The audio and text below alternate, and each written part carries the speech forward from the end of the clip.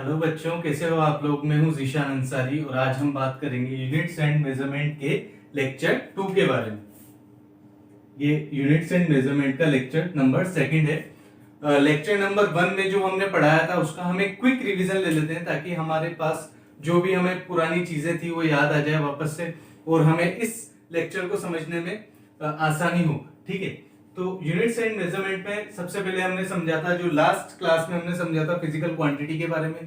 Physical quantity दो type की होती है। फिजिकल क्वांटिटी वो होती है जो मेजरेबल होती है, दो टाइप की होती है। पहली होती है स्केलर और सेकंड होती है वेक्टर। स्केलर वो क्वांटिटी होती है जिसमें सिर्फ मैग्नीट्यूड की रिक्वायरमेंट होती है। वेक्टर वो क्वांटिटी होती है जिसमें वेक्टर वो क्वांटिटी होती है जिसमें magnitude as well as direction की भी रिक्वायरमेंट होती है। इसके एग्जांपल है लेंथ, मास, टेम्परेचर, और इसका एग्जांपल है फोर्स, डिस्प्लेसमेंट, एक्सेलरेशन एटसेट्रा।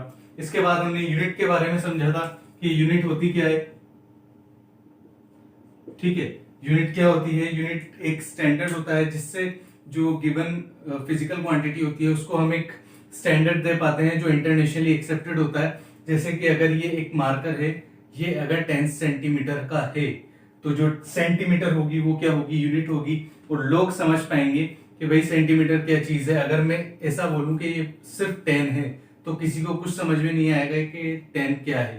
तो एक यूनिट होना बहुत ज्यादा जरूरी है। इसके अंदर 3 सिस्टम्स होते हैं। सीजीएस, इसके अंदर 3 सिस्टम्स होते हैं, सीजीएस, एमकेएस, एफपीएस। ठीक है, सीजीएस, एमकेएस, एफपीएस। सीजीएस में सेंटीमीटर, मतलब आपको सिर्फ ये याद रखना है लेंथ, मास और time. Centimetre, gram and second CGS system में। एमकेएस में metre, kilogram and second. And FPS में फुट, पौंड और सेकंड। इसको इसमें मेजर किया जाता है। अब हम बात करते हैं एसआई सिस्टम के बारे में।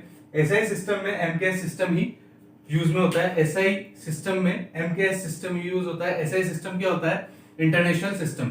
ठीक है, इंटरनेशनल सिस्टम वो सिस्टम होता है जो इंटरनेशनली एक्सेप्टेड हो और इजीली रिप्रोड्यूसेबल हो। अब आप ये पूछेंगे कि सर इजीली रिप्रोड्यूसेबल क्या होता है।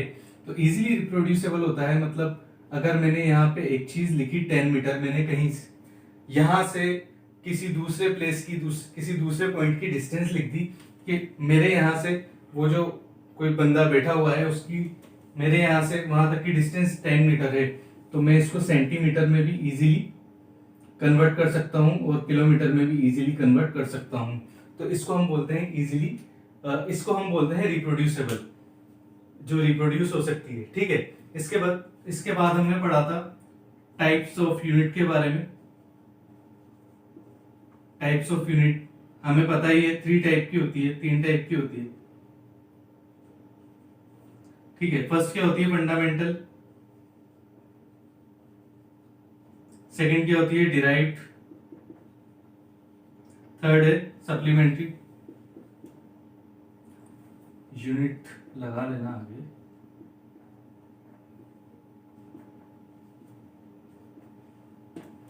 ठीक है, फंडामेंटल में 7 टाइप्स की होती है, length, mass, time, electricity, amount of substance, luminous intensity etcetera. Derived unit वो यूनिट होती है जो 2 फंडामेंटल यूनिट से मिलकर बनती है, जैसे कि स्पीड, प्रेशर वगैरह, न्यूटन पर मीटर स्क्वायर प्रेशर का फॉर्मूला होता है। सप्लीमेंट्री यूनिट दो टाइप की होती है, 2D और 3D, मतलब प्लेन एंगल और सॉलिड एंगल। ठीक है, इसका फॉर्मूला होता है, इसको हम थीटा से डिनोट करते हैं, आर्क अपॉन रेडियस, और इसको हम डिनोट करते हैं ओमेगा से, आर्क अपॉन रेडियस का स्क्वायर। ठीक है, इसके बाद हम बात करेंगे units to measure large distance. जो लार्ज डिस्टेंसेस होती है उसको मेजर करने के लिए कौन कौन सी यूनिट्स की जरूरत होती है, मैंने लास्ट लेक्चर में इसके बारे में बताया था। इसको मैं रब कर देता हूं।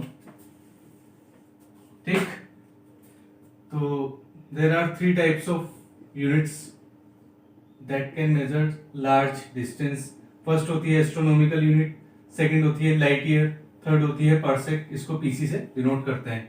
ठीक है, एस्ट्रोनॉमिकल यूनिट कौन सी यूनिट होती है, सन से लेके अर्थ तक की जो बीच की डिस्टेंस है, जो एवरेज डिस्टेंस है, उसको हम बोलते हैं एस्ट्रोनॉमिकल यूनिट। इसकी वैल्यू होती है 1.496 इंटू 10⁻11 मीटर। ठीक है, ये याद रखने वाली चीज है। लाइट ईयर, लाइट ईयर मतलब लाइट की स्पीड से आप एक साल तक अगर चलो तो उसको हम बोलते हैं लाइट ईयर। इसकी वैल्यू होती है 9.46 इंटू 10⁻15 मीटर। ये भी याद रखने वाली चीज है। परसेक, परसेक मतलब क्या होता है कि एक मैंने बताया था लास्ट क्लास में, एक आर्क के बराबर, जो एक सेकंड के बराबर आर्क आए इस वाले फॉर्मूला में। एक ये स्टार है, ये सन है, ये अर्थ है, और ये आर्क सिर्फ एक सेकंड के बराबर का आए। सेकंड मतलब टाइम वाला सेकंड नहीं, मैंने बताया था डिग्री में 60 मिनट होते हैं और एक मिनट में 60 सेकंड होते हैं, उस सेकंड के बराबर का है। तो इसकी वैल्यू होती है 3.086 इंटू 10⁻16 मीटर। ठीक है, ये तीनों चीजें याद रखने वाली है। इसको आप नोट कर लो, कहीं पे भी रट लो, कुछ भी करो, बट इसको याद कर लो। ये बहुत ज्यादा इंपॉर्टेंट चीज है और एग्जाम में आती ही आती है, बहुत सारी चीजों में हमें यूज में आएगी। ठीक है, तो अब ये हमने रिवीजन कर लिया। अब हम आगे की बारे में बात करेंगे। अब हम क्या पढ़ने वाले हैं, चलिए मैं इसको रफ कर देता हूं। लेक्चर नंबर 2 का हमारा फर्स्ट टॉपिक है various units of pressure and their interrelation.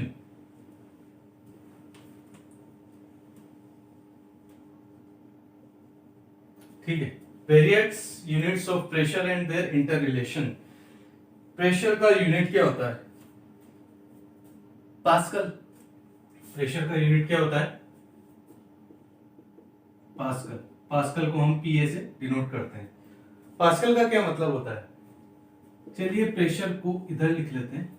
Pressure का फॉर्मूला क्या होता है? Force upon area. तो मतलब ये क्या है? डिराइव्ड यूनिट के अंदर आता है, जो मैंने लास्ट क्लास में पढ़ाया था। फोर्स की यूनिट क्या होती है? न्यूटन। एरिया की क्या यूनिट होती है? Metre square. और इसी को हम क्या बोलते हैं? पास्कल। तो पास्कल क्या होता है? न्यूटन पर मीटर स्क्वायर। ठीक है, तो ऐसा नहीं है कि प्रेशर की सिर्फ एक ही यूनिट होती है पास्कल, ऐसा बिल्कुल भी नहीं है। प्रेशर की और भी बहुत सारी यूनिट्स होती है, उसी के बारे में आज हम पढ़ेंगे और उसके बाद हम कुछ और चीजें भी पढ़ेंगे।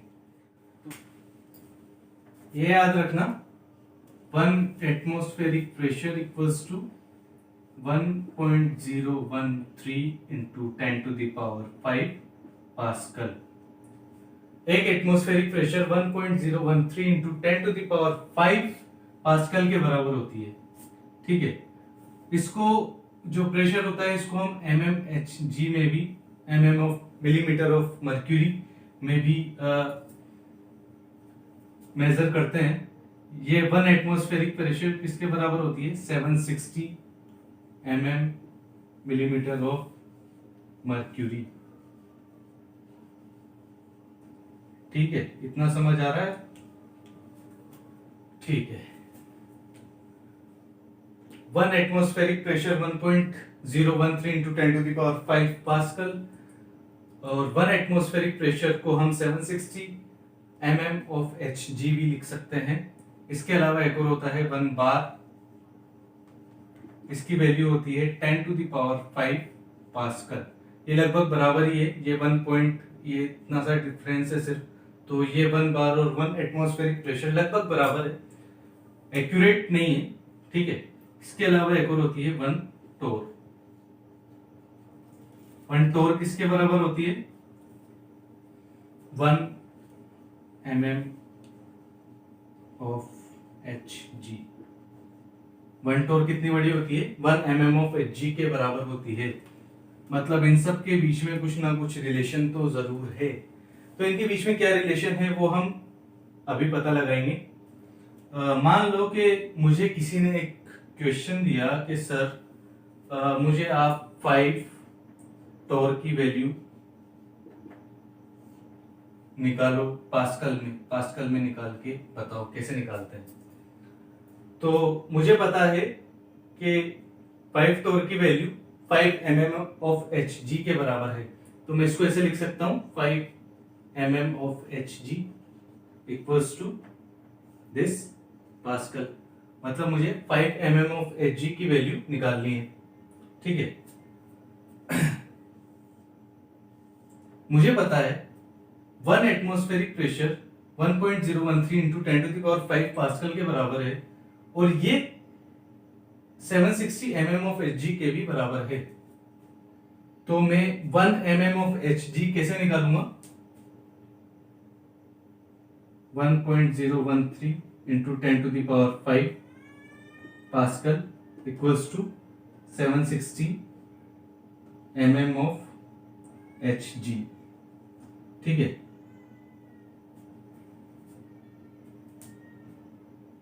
इसको मैं इधर लिख सकता हूं।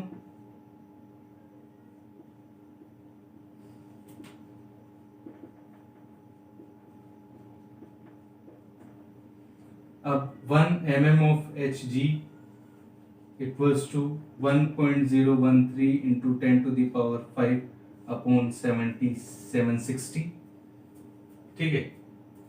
इससे हमारे पास जो वैल्यू आएगी 1 mm Hg की वो आएगी 1.332 इंटू 10⁵। यह है 1 mm ऑफ Hg की वैल्यू, ठीक है। अब मुझे पता करनी थी 5 mm ऑफ Hg की वैल्यू। अब मेरे पास ये आ गई, इसको डायरेक्टली मल्टीप्लाई करूंगा 5 से, करके देख लेना। वैसे मुझे आंसर पता है, ये आएगा 6.66 इंटू 10⁵ mm ऑफ Hg। मैं आपको कुछ क्वेश्चंस दे देता हूं, इसको आप सॉल्व करना। 10 टोर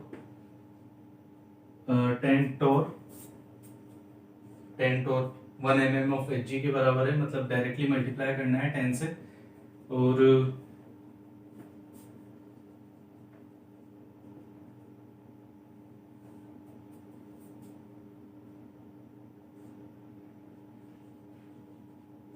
बार में करना है इसको, ठीक है। तो इतना हो गया, ये सारा आई थिंक आपको समझ में आ गया होगा। अब हम चलेंगे हमारे नेक्स्ट टॉपिक पे, जो कि है कन्वर्जन। अब हम पढ़ेंगे कन्वर्जन के बारे में।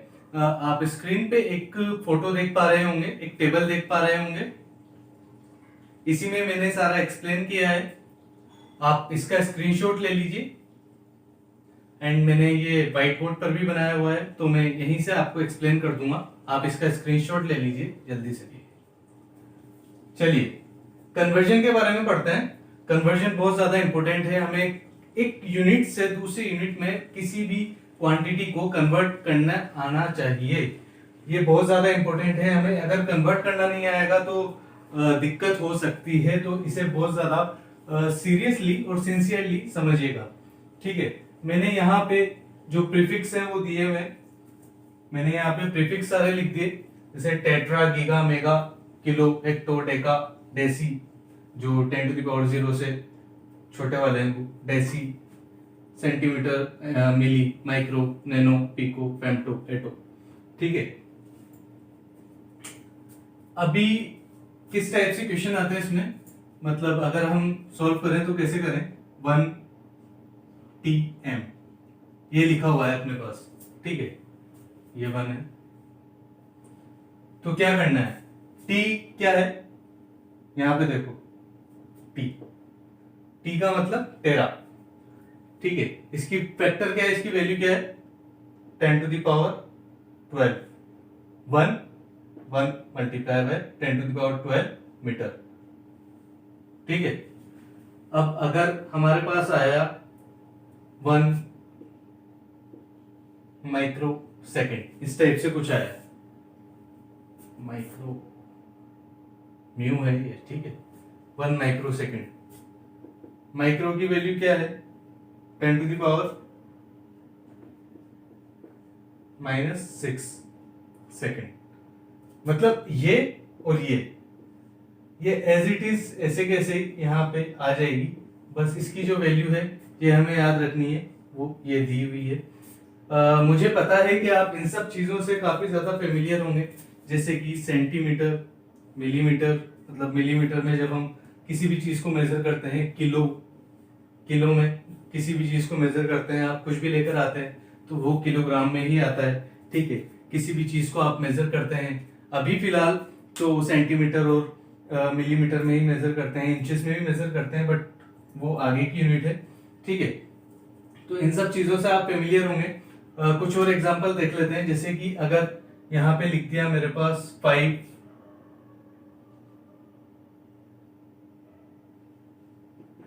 ठीक है, 5 नैनोमीटर, नैनो स्मॉल एन, इसकी वैल्यू क्या है 5 इंटू 10⁻⁻⁹ मीटर। मतलब ये 5 तो चेंज नहीं होने वाला है, वैल्यू चेंज होगी तो वैल्यू जो रखी जाएगी वो सिर्फ ये वाली रखी जाएगी, बाकी ये और ये जो मीटर है, जो यूनिट है और जो ये इनिशियल्स है, जो प्रीफिक्स है, ये वैसे के वैसे आ जाएंगे, ठीक है। अब हमें इसको कन्वर्ट भी करना आना चाहिए। जैसे कि अगर एक एग्जांपल ले लूं मैं, यहाँ पे मेरे को किसी ने पूछा कि सर ये चेंज करके बताइए आप, तो इसको मीटर में कन्वर्ट करना पड़ेगा, तो कैसे करेंगे, कैसे करोगे भाई? 1 क्यूबिक सेंटीमीटर है, सी क्यूबिक की वैल्यू हमें पता है, इसको हम बोलते हैं 10⁻⁻²। सॉरी, सेंटीमीटर की, सेंटी की वैल्यू पता है 10⁻²। क्यूब मतलब क्या होता है कि पावर 3, तो इसको मैं ऐसे लिख सकता हूं, ठीक है। तो क्या मैं इसको ऐसे लिख सकता हूं कि पावर 3, तो इसकी वैल्यू क्या आ जाएगी, यहां पे भी कर देते हैं 3, 10⁻⁻⁶। तो 1 क्यूबिक सेंटीमीटर की वैल्यू क्या हुई मीटर्स में, 10⁻⁻6 मीटर, ठीक। तो ये कन्वर्जन बहुत ज्यादा इंपॉर्टेंट है। मैंने इसका एक वो भी दे दिया है आपको पहले ही, इसको आपने स्क्रीनशॉट ले लिया होगा फोटो का, इसको याद रखना है। अब एक और एग्जांपल ले लेते हैं, जैसे कि ये आया 1 ग्राम पर मीटर स्क्वायर, इसको आपको मीटर में कन्वर्ट करना है, कैसे करोगे? 1 तो एज इट इज ऐसे आ जाएगा जैसे हमने बताया था।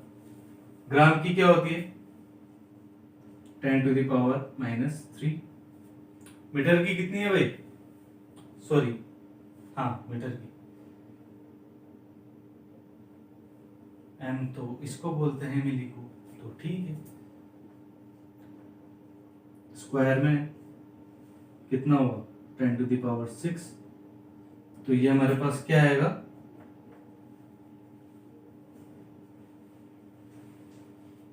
10⁻³/10⁻⁶। इसको जब सॉल्व करेंगे तो ये आंसर आ जाएगा हमारे पास। बस यही है कन्वर्जन, लेकिन ये बहुत ज्यादा इंपॉर्टेंट है। एनसीईआरटी में बहुत सारे क्वेश्चंस दिए गए हैं इससे रिलेटेड, आप उन सबको सॉल्व करिए। और अगर आपको कुछ कंफ्यूजन होता है तो प्लीज प्लीज कमेंट सेक्शन में मुझे बताइए, मैं जरूर आपके डाउट क्लियर करूंगा। बट इसको याद रखना मस्ट है आपके लिए, क्योंकि ये बहुत इंपॉर्टेंट टॉपिक है। कन्वर्जन हमें आना चाहिए, टेट्रा को हमें चेंज करना आना चाहिए। मतलब जैसे अभी मैंने बताया, ये जो यूनिट्स हैं ये भी हमें याद होनी चाहिए, ये जो फैक्टर्स हैं ये भी मुझे याद होने चाहिए। तो याद नहीं होंगे तो प्रॉब्लम आ सकती है, ठीक है। चलिए नेक्स्ट टॉपिक में चलते हैं अब अपन। तो अब हमारा नेक्स्ट टॉपिक है फाइंडिंग सिग्निफिकेंट फिगर्स।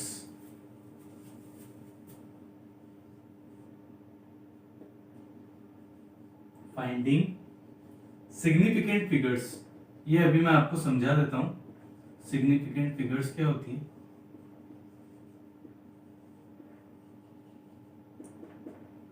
ठीक है, तो इसको आप लिख लो, फाइंडिंग सिग्निफिकेंट फिगर्स। मतलब सिग्निफिकेंट फिगर्स क्या होती है, रिलायबल वैल्यू और जो अनसर्टेन वैल्यू होती है उसके कॉम्बिनेशन को हम सिग्निफिकेंट फिगर बोलते हैं। रिलायबल वैल्यू और रिलायबल डिजिट और अनसर्टेन जो डिजिट होती है उसके जो कॉम्बिनेशन होता है उसको हम बोलते हैं significant reliable digit plus uncertain digit. ठीक है, अब ये रिलायबल डिजिट क्या होती है और अनसर्टेन डिजिट क्या होती है। मान लो यहाँ पे एक बार पड़ा हुआ है या ये मार्कर ही है, हमारे पास सिर्फ एक मार्कर है एग्जांपल देने के लिए, हम उसी पे एग्जांपल देते हैं बार बार। ठीक है हमारे पास एक मार्कर है। अब मैंने जब इसको स्केल से मेजर किया यहां से यहां तक तो ये आया 10.1।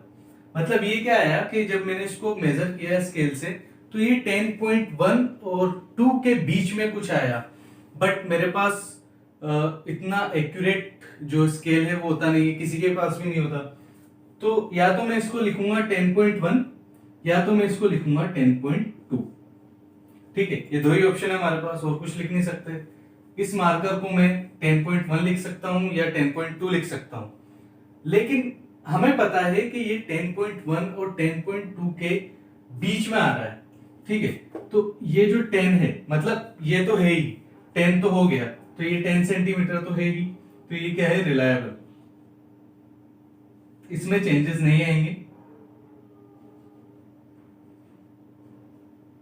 और ये 2 और 1 इसको हम बोलते हैं अनसर्टेन।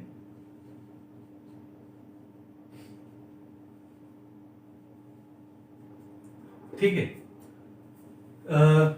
इसको ऐसे समझते हैं,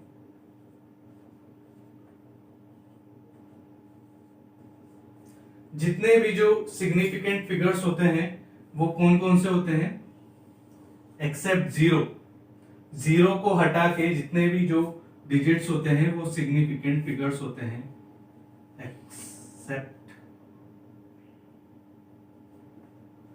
zero all the numbers are significant। जितने भी जो नंबर हैं वो सिग्निफिकेंट होंगे जीरो को हटा के, मतलब जो भी नॉन जीरो वैल्यू है वो सिग्निफिकेंट है। मैंने यहाँ पे 129 लिखा है, ये जीरो सिग्निफिकेंट नहीं होगा। इसके अलग रूल्स होते हैं, इसको भी सिग्निफिकेंट कैसे बना सकते हैं तो चलिए वो देख लेते हैं। मैं इसको रब कर देता हूँ। बेसिकली 3 रूल्स हैं। जीरो का फर्स्ट रूल क्या है, ठीक है,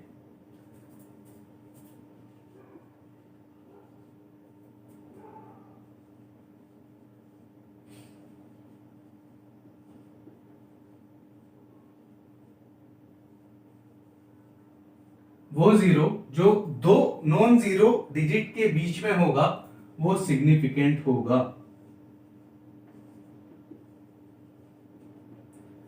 इसके एग्जांपल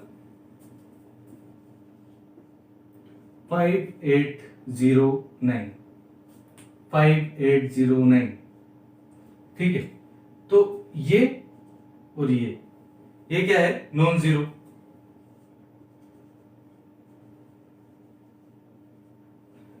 फाइव 809, यहां पे जीरो क्या है, दो नॉन जीरो के बीच में है, तो यहां पे जो सिग्निफिकेंट फिगर्स होगी वो कितनी होगी, 4। ठीक है, ये फर्स्ट रूल है जीरो का। ठीक, सेकंड रूल, अगर एक कंबाइंड हो, जैसे कि कुछ इस तरह की डिजिट हो 5200 या डेसिमल में हो 0.0096, ठीक है, तो जो इसके लास्ट वाले जो जीरो होंगे वो नॉन जीरो होंगे, मतलब जो लास्ट वाले जीरो होंगे वो सिग्निफिकेंट नहीं होंगे। ठीक है, तो यहाँ पे सिग्निफिकेंट जो डिजिट है वो कितनी बची है हमारे पास, 2। और अगर डेसिमल में है हमारे पास कोई डिजिट, एक डिजिट अगर हमारे पास डेसिमल में है तो उसके जो इनिशियल जीरो होंगे वो नहीं गिने जाएंगे और वो कट कर दिए जाएंगे, और जितने जो बाद के हैं उसको हम लिख सकते हैं कि वो सिग्निफिकेंट है। तो यहां पे कितने हैं? टू सिग्निफिकेंट डिजिट है यहाँ पे, और यहाँ पे कितनी है? यहाँ पर भी 2 सिग्निफिकेंट डिजिट है। ठीक, एक थर्ड रूल और होता है, उसको हम इसको रब कर देता हूं, यहां पे लिख सकते हैं वैसे।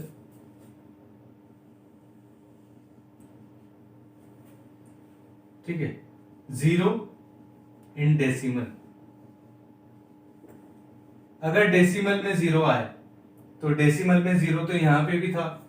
यहां पे हमने क्या सीखा कि जो इनिशियल 0 होंगे उसको हम कट कर देंगे, उसको हम नहीं गिनेंगे, और जो बाद के होंगे उसको हम गिनेंगे। तो यहाँ पे 2 थे।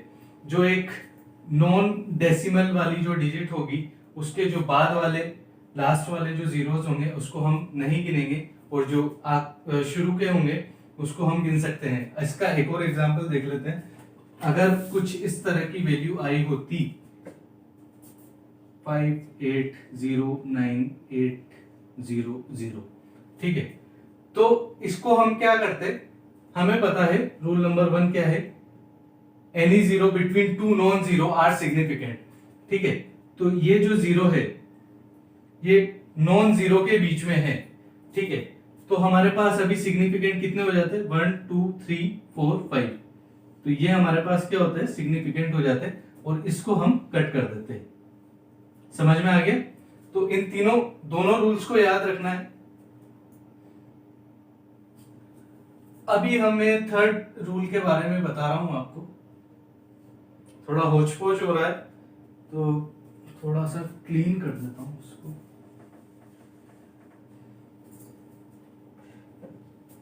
Zero in decimal.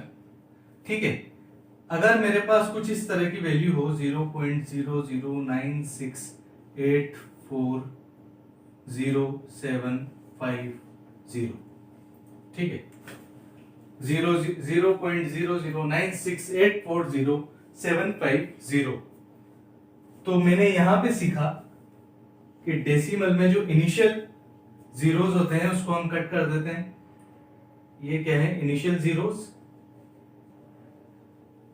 ठीक है, तो इसको हम क्या करेंगे? कट कर देंगे। ये हमने यहां से सीखा रूल नंबर 2 से।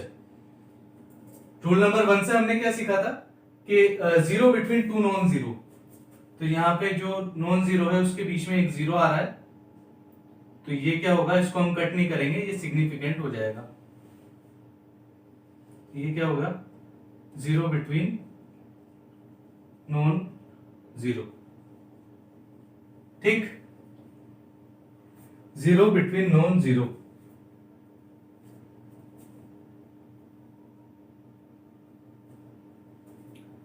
अब ये जो लास्ट वाला जीरो है, अब ये जो लास्ट वाला जीरो है इसको हम बोलते हैं ट्रेलिंग जीरो।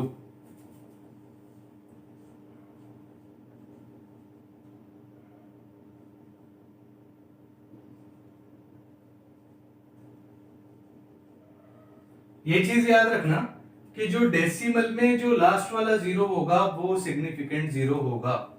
ठीक है, तो हमारे पास यहां पर हमें पता चल गया कि जो इनिशियल जीरो थे उसको हमने कट कर दिया, तो ये कुछ नहीं है। ठीक है, ये है ही नहीं हमारे पास अभी, इसको हम नहीं गिनेंगे। एक जीरो बीच में था लेकिन वो दो नॉन जीरो के बीच में था, तो इसको हम गिनेंगे तो ये सिग्निफिकेंट हो जाएगा। ये जो लास्ट में अगर किसी भी डेसिमल डिजिट में जीरो आता है तो वो ट्रेलिंग जीरो होता है और उसको भी हम सिग्निफिकेंट डिजिट ही मानते हैं।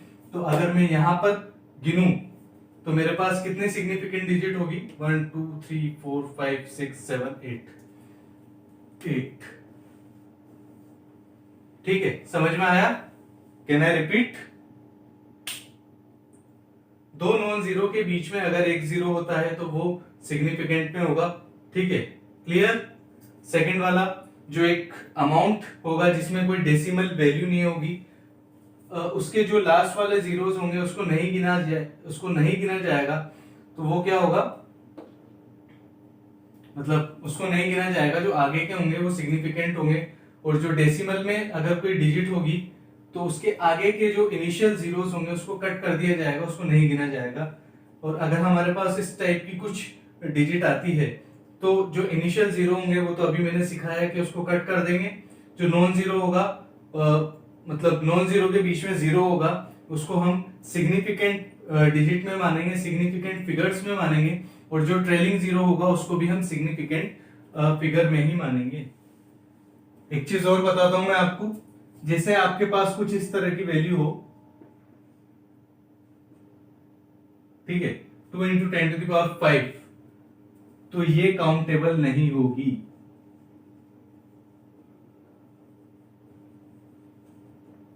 ये जो पावर वाली जो आएगी, पावर वाली जो डिजिट होगी ये काउंटेबल नहीं होगी। इसमें एक चीज और याद रखिएगा कि ऐसा कोई नंबर हो जो कांस्टेंट नंबर हो या एक प्योर नंबर हो, जैसे कि अवागाद्रो नंबर होता है और पाई का जो हमें पता है 3.14 होता है पाई की वैल्यू, और अवागाद्रो होता है 3.022 इंटू 10⁻24 या 23 जो भी है। तो इस तरह की जो डिजिट होगी, इस तरह की जो डिजिट होगी उसको हम बोलेंगे इनफाइनाइट सिग्निफिकेंट फिगर है। मतलब ये इनफाइनाइट सिग्निफिकेंट फिगर है, इसमें कोई चेंजेस नहीं होंगे। जहां पे भी इस टाइप की कोई वैल्यू आ जाएगी वहां इनफाइनाइट सिग्निफिकेंट फिगर लिखना है आपको आंख बंद करके, ठीक है। अब हम बात करते हैं राउंडिंग ऑफ के बारे में, ये हमारा नेक्स्ट टॉपिक होगा।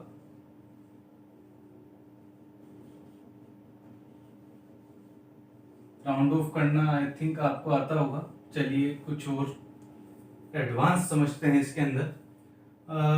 मेरे पास एक नंबर है 2.747, ठीक है, 2.47 ये मेरे पास नंबर है। आगे मेरे पास है 85। मुझे राउंड ऑफ करना है सिर्फ इसका, तो मैं क्या करूंगा, इसको 2.47, ठीक है। आगे की हम डिजिट देखते हैं, इस डिजिट के बाद की हम डिजिट देखते हैं। अगर ये 5 से ज्यादा है तो हम क्या करते हैं, +1 कर देते हैं। हम क्या लिखेंगे इसको 2.48।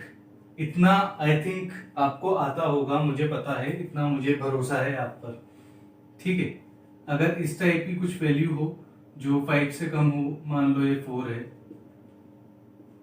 ये इसका करना है हमें, तो ये 5 से कम है तो हम इसको क्या लिख सकते हैं, नो चेंजेस, इसमें कोई चेंजेस नहीं आएंगे, ये होगा 2.47, ठीक।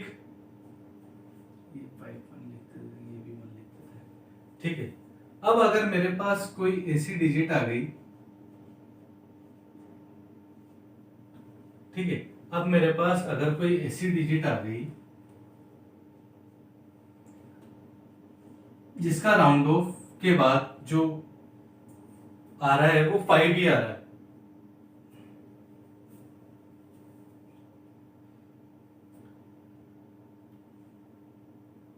581 कर दूं इसको मैं, तो 2.47581, तो मुझे राउंड ऑफ करना है 2.47 का। अब मेरे पास आया 5।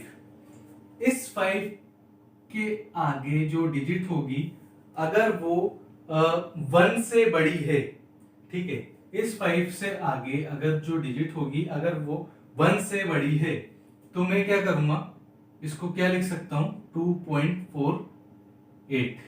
क्यों लिख सकता हूं, क्योंकि +1 हो जाएगा, मतलब वो 5 से बड़ा हो जाएगा।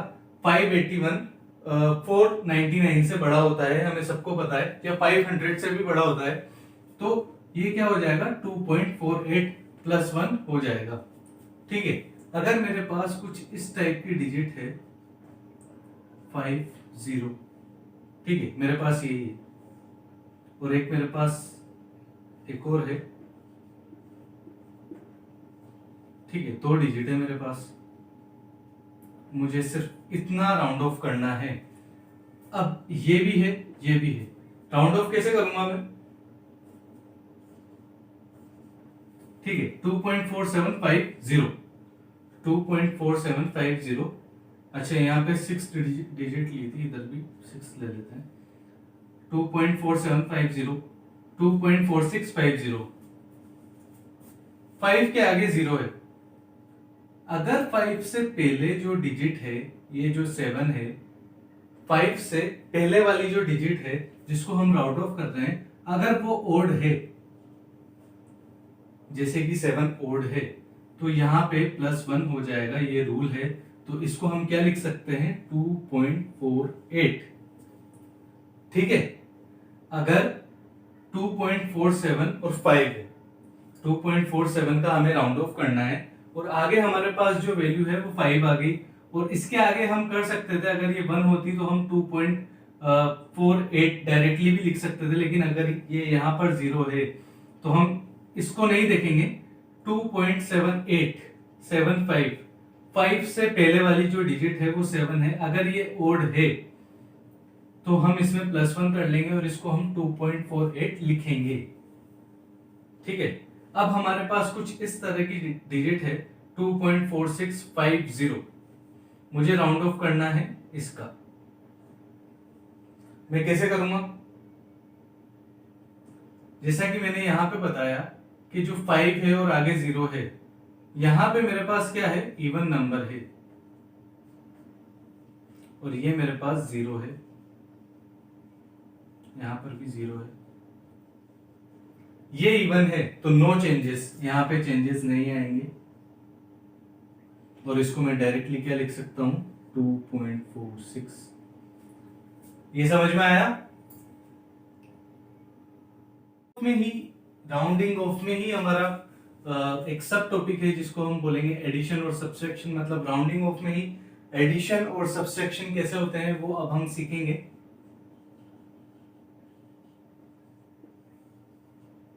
इसमें ये याद रखना, as per the least number of decimal, as per the number के हिसाब से जो डेसिमल नंबर होगा उसके हिसाब से चलेगा, लीस्ट नंबर डेसिमल के लीस्ट नंबर के बराबर।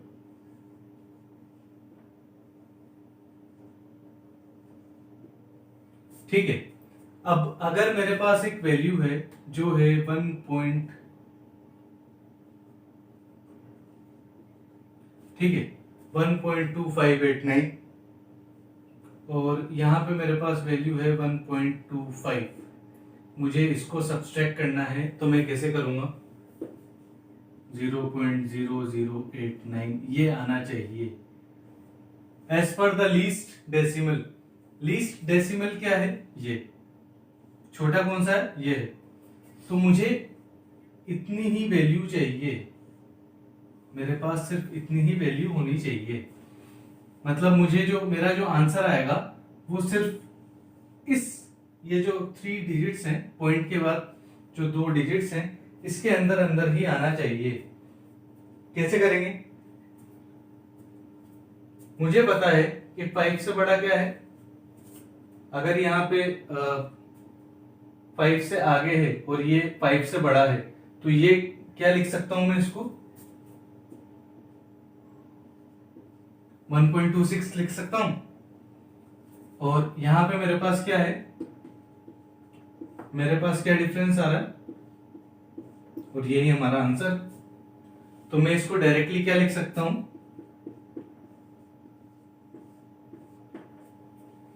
इसे हम बोलते हैं एडिशन। ऐसे इसी तरह से एडिशन भी होगा और इसी तरह से सब्सट्रैक्शन भी होगा।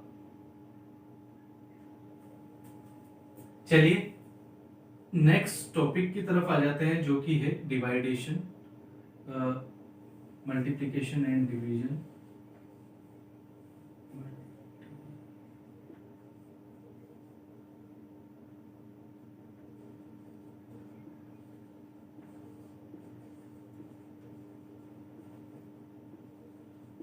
मल्टीप्लिकेशन एंड डिवीजन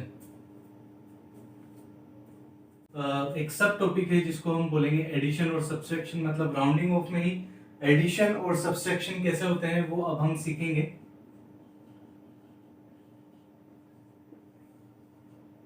इसमें ये याद रखना, as per the least number of decimal, as per the number के हिसाब से जो डेसिमल नंबर होगा उसके हिसाब से चलेगा, लीस्ट नंबर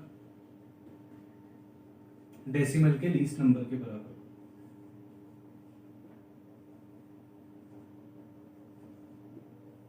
ठीक है। अब अगर मेरे पास एक वैल्यू है जो है 1 पॉइंट, ठीक है, 1.2589, और यहाँ पे मेरे पास वैल्यू है 1.25, मुझे इसको सब्सट्रैक्ट करना है तो मैं कैसे करूँगा, 0.0089 ये आना चाहिए as per the least decimal. Least decimal क्या है, ये छोटा कौन सा है, ये है। तो मुझे इतनी ही वैल्यू चाहिए, मेरे पास सिर्फ इतनी ही वैल्यू होनी चाहिए। मतलब मुझे जो मेरा जो आंसर आएगा वो सिर्फ इस, ये जो 3 डिजिट्स हैं, पॉइंट के बाद जो 2 डिजिट्स हैं, इसके अंदर अंदर ही आना चाहिए। कैसे करेंगे, मुझे पता है कि 5 से बड़ा क्या है, अगर यहाँ पे 5 से आगे है और ये 5 से बड़ा है, तो ये क्या लिख सकता हूं मैं इसको, 1.26 लिख सकता हूं। और यहां पे मेरे पास क्या है, मेरे पास क्या डिफरेंस आ रहा है, और यही हमारा आंसर। तो मैं इसको डायरेक्टली क्या लिख सकता हूं,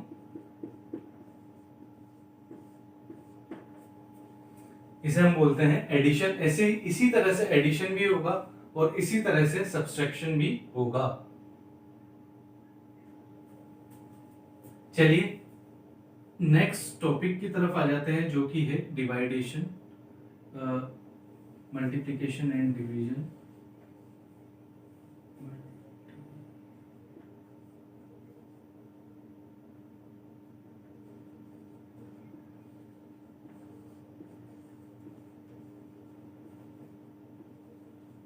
मल्टीप्लिकेशन एंड डिवीजन, इसको हम बोलेंगे as per the number of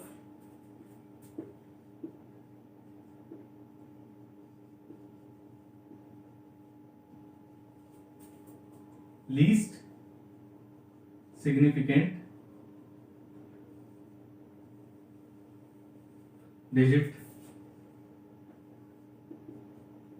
मान लो आपके पास, मान लो कि आपके पास ये लिखा हुआ है,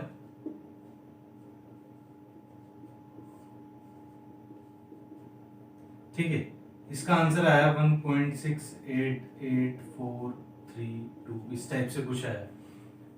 लीस्ट सिग्निफिकेंट डिजिट कौन सी है इसमें से, तो हम ये वाली है।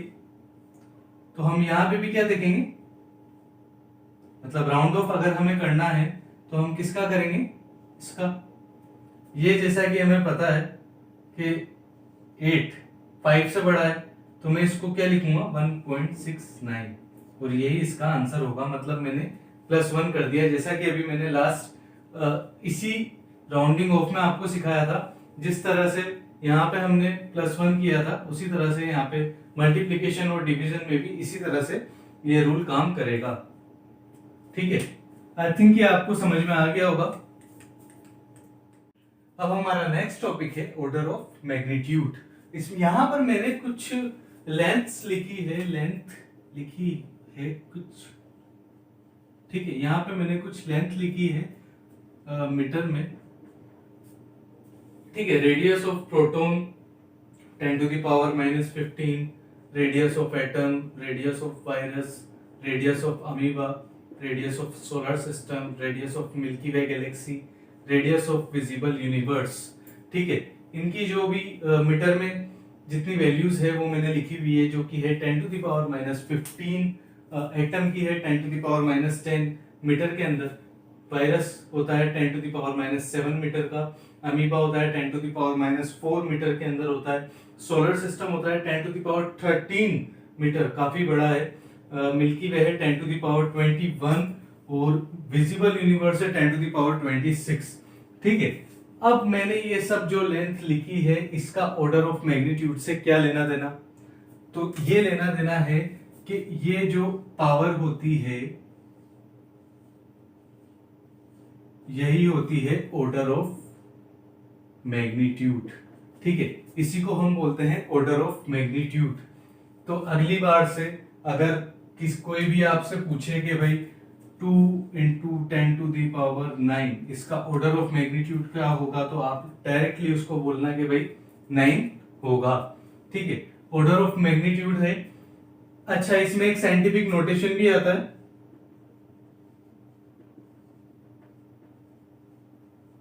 साइंटिफिक नोटेशन का आपको ध्यान रखना है। साइंटिफिक नोटेशन हो सकता है जैसे कि एक एवोगैड्रो नंबर है, हमारे पास एवोगैड्रो नंबर है 6.022 × 10⁻23।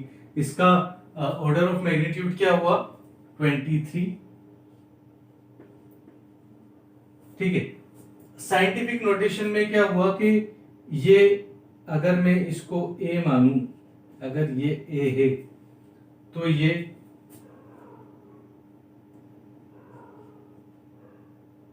ए शुड बी ग्रेटर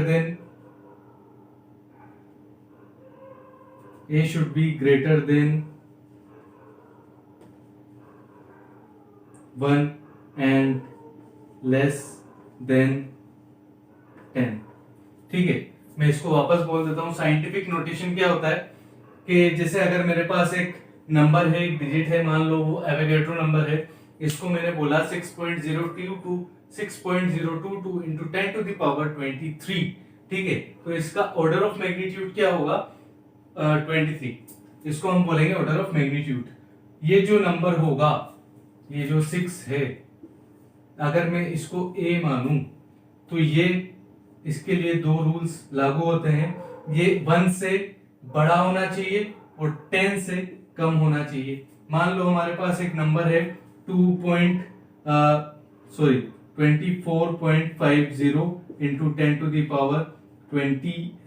10⁻2। एग्जाम्पल ही तो है, कुछ भी लिख सकते हैं। ठीक है, अब ये क्या है, 10 से बड़ा है, तो ये साइंटिफिक नोटेशन में नहीं होगा। हमें क्या करना है, इसको यहां शिफ्ट करना है।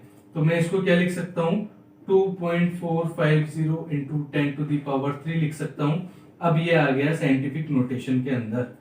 तो अगर मेरे पास कुछ इस तरह की वैल्यू होती तो उसको मैं यहां शिफ्ट करता। बेसिकली मुझे 6 जो उसको 1 से बड़ा रखना है और 10 से छोटा रखना है, तब जाके वो साइंटिफिक नोटेशन के अंदर आएगा। इसको मैं क्या लिख सकता हूं, 6.051 × 10⁻, कितना मेजर किया मैंने इधर, 2 तो 7 हो जाएगा। ये इधर 2 डिजिट शिफ्ट किए हैं। इसके रूल्स होते हैं कुछ, वो रूल्स मैं बता देता हूं आपको, यही बता देता हूं।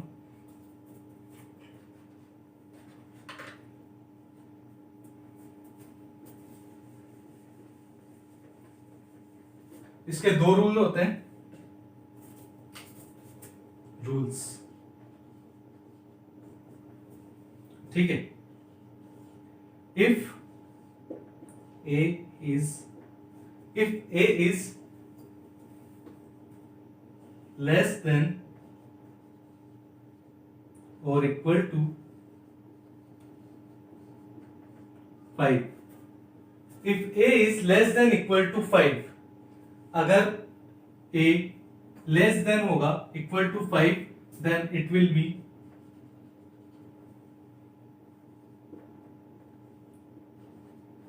assume as 1। ठीक है, रूल नंबर 2, फिर उसके एग्जांपल दूंगा दोनों के। If a is greater than 5, greater than equal to 5, then it will be assumed as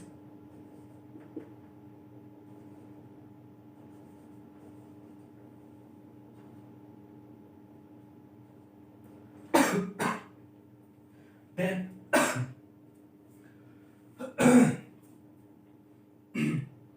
sorry,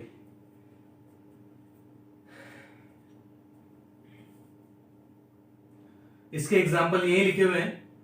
जैसे कि ये है 6.022 × 10⁻23, ये क्या है, 5 से बड़ा है, इसका a 5 से बड़ा है, तो इसको मैं क्या लिख सकता हूं,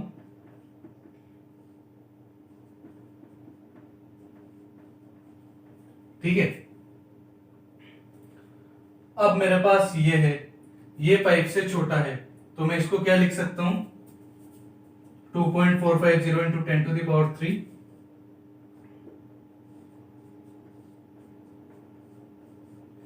ठीक है, तो जो 5 से बड़ा होगा उसको हम लिखेंगे 10, और जो 5 से छोटा होगा उसको हम अज्यूम करेंगे 1। यही इसके दो रूल हैं ऑर्डर ऑफ मैग्नीट्यूड के, इसको आपको याद रखना है। हमारे नेक्स्ट टॉपिक के बारे में जो कि है इनडायरेक्ट मेथड। इनडायरेक्ट मेथड, अब इनडायरेक्ट मेथड क्या होता है बच्चों? इनडायरेक्ट मेथड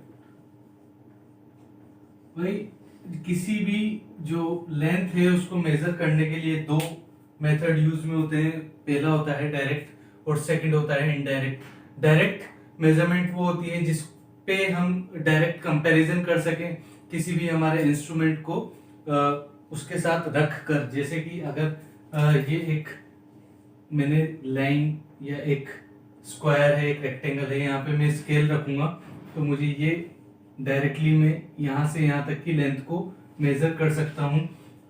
किसी भी एक पॉइंट से दूसरे पॉइंट तक की, या ये दूसरी सिटीज भी हो सकती है।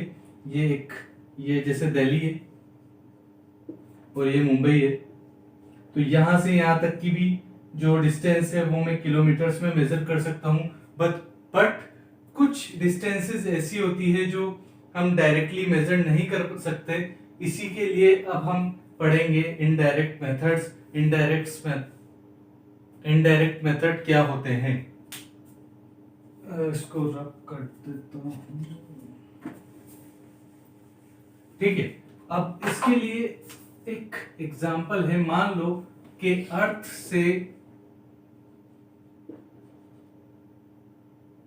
से मुझे मेजर करना है मून का डायमीटर। अर्थ से मुझे मेजर करना है मून का डायमीटर। मैं कैसे मेजर करूंगा? पहले डिस्टेंस मेजर कर लेते हैं। सबसे पहले मैं मेजर करूंगा अर्थ से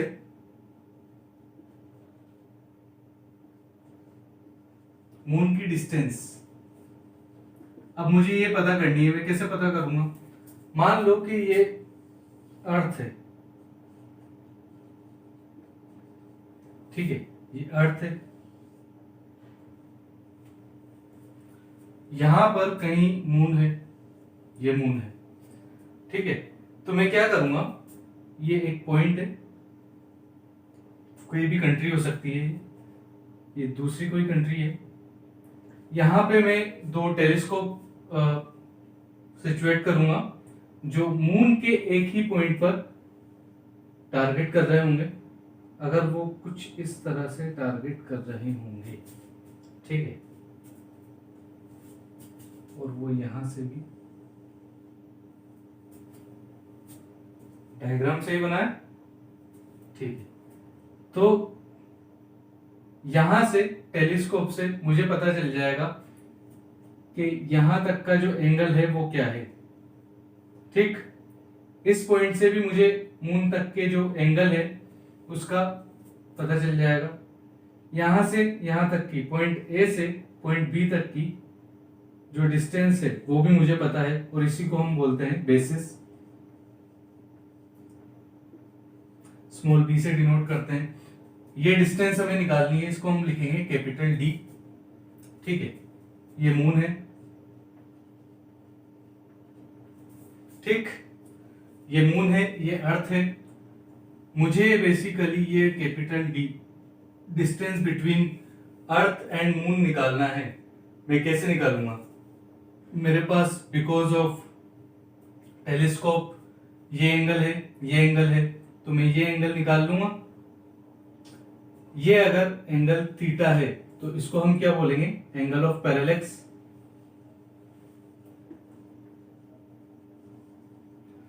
अब ये पैरेलैक्स होता क्या है यार?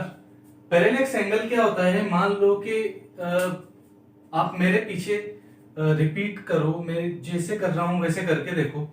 ये एक मार्कर है, अपने आगे एक पेन रख लो, एक डिस्टेंस पे।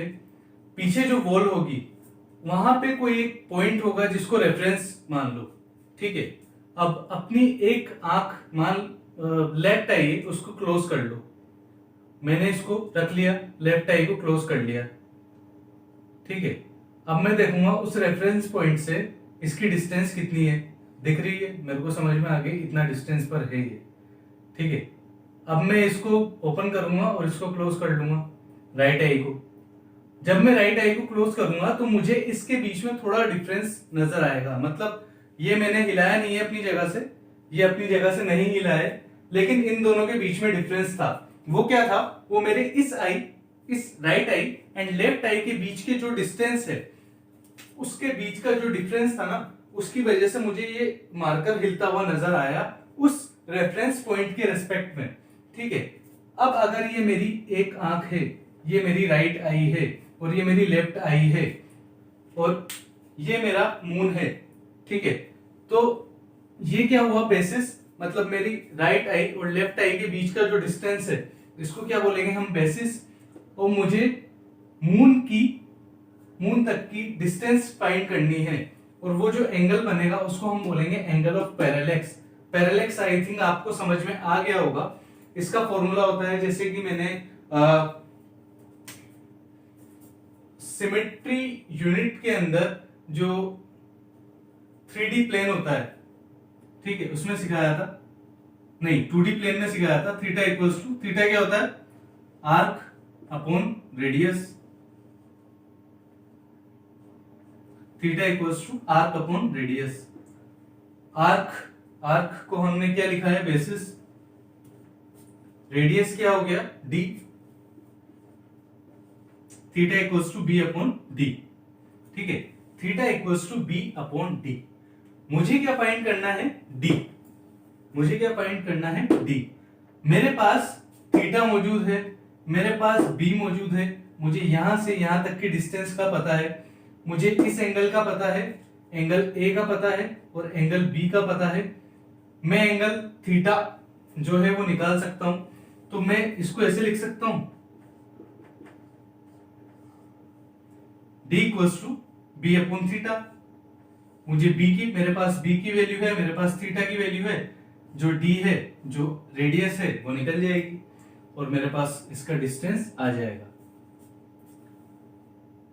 एक चीज और याद रखना है इसमें, अगर जो डिस्टेंस है, जो थीटा है, वो अगर डिग्री में दिया हुआ है, अगर कोई सी भी चीज इसमें डिग्री में दी हुई है,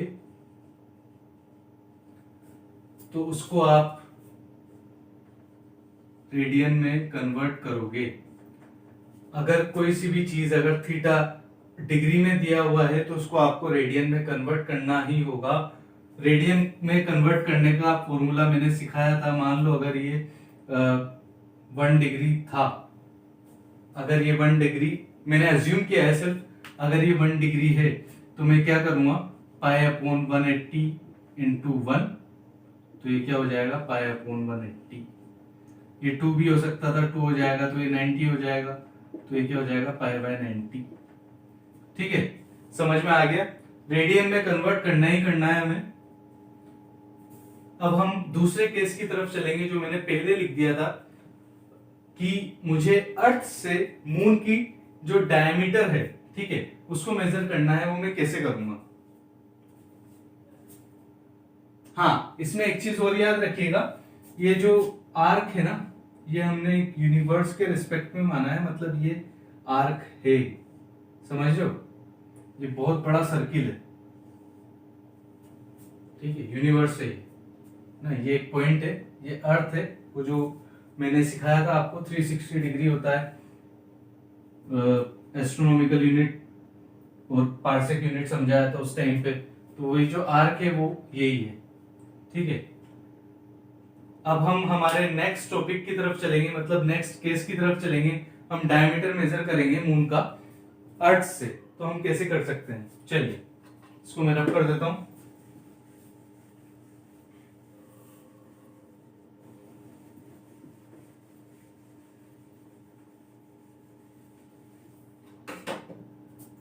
ये है case number B, to measure diameter of moon from earth। कैसे करेंगे? ठीक है, वापस पहले जैसा डायग्राम बना लेते हैं। ये अर्थ है, ठीक है, ये अर्थ है, ये मून है। मैंने एक ही पॉइंट चुना अर्थ के ऊपर, मैंने चुना ये पॉइंट, मैं इस पॉइंट पर हूं। मैंने यहाँ पे 2 टेलीस्कोप लगाए, ठीक है। एक टेलीस्कोप जो मून है उसके एक डायमेट्रिकल एंड है, उसको कैप्चर करेगा, जो कुछ इस तरह से करेगा। ये सीधी लाइन नहीं खींची लेकिन फिर भी चलेगा।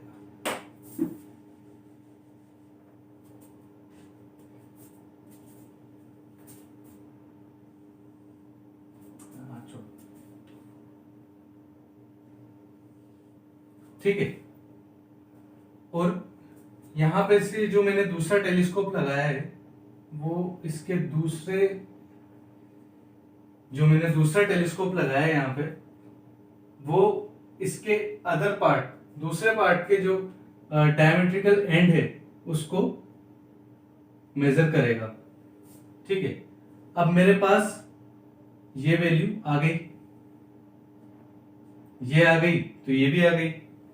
ये वैल्यू अगर थीटा है, मुझे मेजर करना है अभी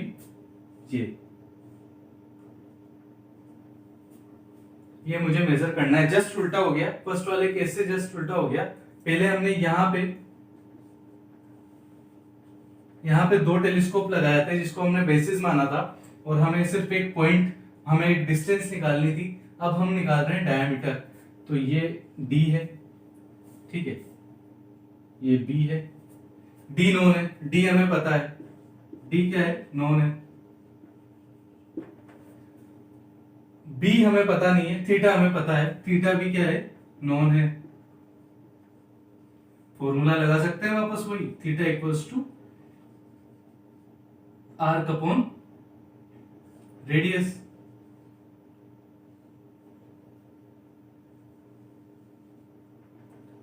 अच्छा, यहां पर भी हम एक बहुत बड़े यूनिवर्स को कंसीडर करके सिर्फ इसको एक छोटा सा पार्क आर्क मान रहे हैं। बहुत बड़ा यूनिवर्स है, ये एक पॉइंट मान रहे हैं पूरे यूनिवर्स में। ये हम डिस्टेंस मेजर कर रहे हैं, और इसके अलावा हम वो मेजर कर लेंगे, क्या बोलते हैं, बेसिस, ताकि ये पूरा यूनिवर्स है, ठीक है। आर्क अपॉन रेडियस, थीटा की वैल्यू हमें पता है, आर्क क्या है, आर्क b है, पता नहीं है, रेडियस d पता है हमें, तो b equals to theta into D. इससे हमारे पास जो डायमीटर है उसकी वैल्यू आ जाएगी। इसमें भी वही रूल लगेगा, अगर थीटा डिग्री के अंदर है तो हमें उसको रेडियन के अंदर कन्वर्ट करना पड़ेगा, पाई अपॉन 180 डिग्री से हम उसको मल्टीप्लाई कर देंगे। अब हम लोग बात करेंगे स्मॉल साइजेस के बारे में। अभी तक हमने बात करा लार्ज साइजेस के बारे में, जहां पे हम अर्थ से मून तक की डिस्टेंस को मेजर कर रहे थे या मून की डायमीटर को मेजर कर रहे थे। अब हम बात कर रहे हैं स्मॉल डिस्टेंस के बारे में, बहुत ज्यादा स्मॉल डिस्टेंस के बारे में, मतलब एक मॉलिक्यूल को हम कैसे मेजर कर सकते हैं उसके बारे में। याद रखिए, मॉलिक्यूल बहुत ज्यादा छोटे होते हैं, मतलब जो बड़े साइज के मॉलिक्यूल होते हैं उसको हम कैसे मेजर कर सकते हैं। जैसे कि बड़े साइज के कुछ मॉलिक्यूल होते हैं, oleic acid,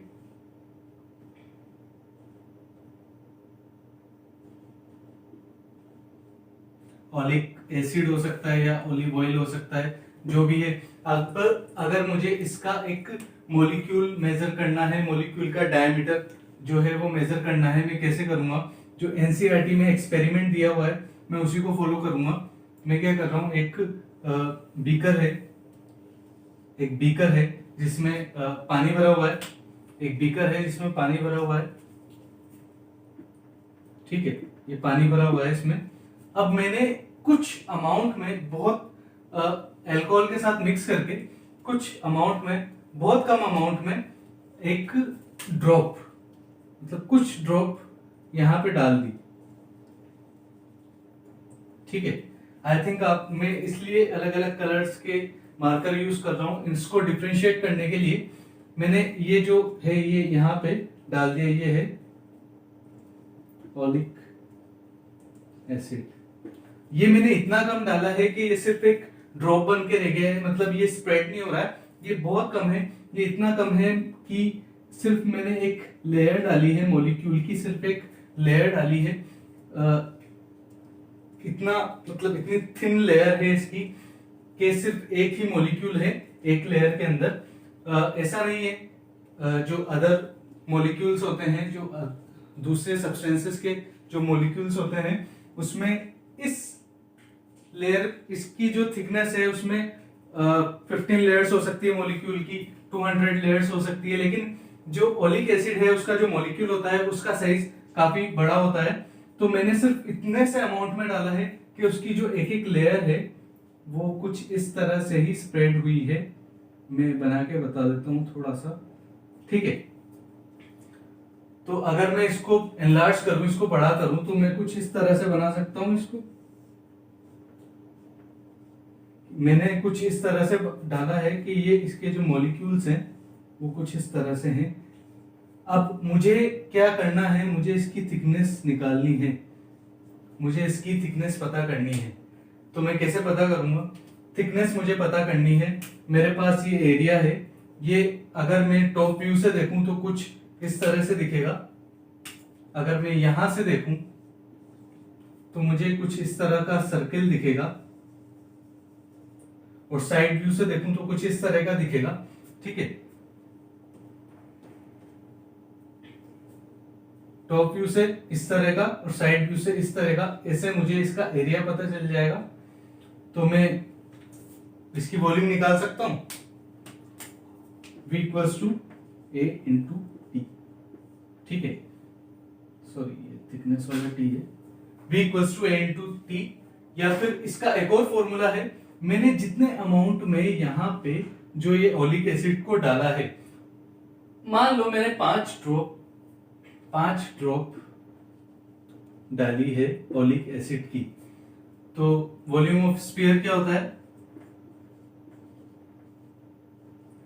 4/3 pi r cube into 5। मैंने 5 ड्रॉप डाली है, ठीक है। एरिया मुझे पता चल ही जाएगा। ये मुझे डायमीटर है, ये जो डायमीटर है शायद आपको दिख रहा होगा, आई थिंक दिख रहा होगा। ये मुझे पता है, ये R है, इसकी वैल्यू क्या है? R है।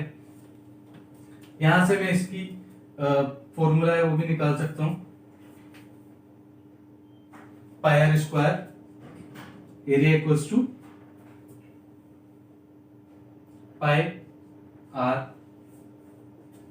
Square into t equals to 4/3 pi r cube into 5, ठीक है।